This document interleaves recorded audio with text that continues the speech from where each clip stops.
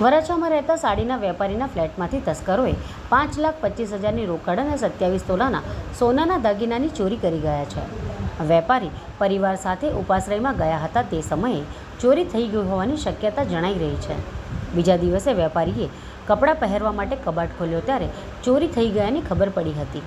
વરાછામાં જૂની બોમ્બે માર્કેટ પાસે ગુજરાત હાઉસિંગ બોર્ડમાં રહેતા સાડીના વેપારી નરેશચંદ કસ્તુરચંદ કોઠારી 3 સપ્ટેમ્બરે સાંજના સમયે પતિ અને સંતાનો સાથે વરાછા લંબે હનુમાન રોડ ઉપર ઉપાશ્રયમાં ગયા હતા, જ્યાંથી મોડી રાત્રે પરત આવ્યા હતા.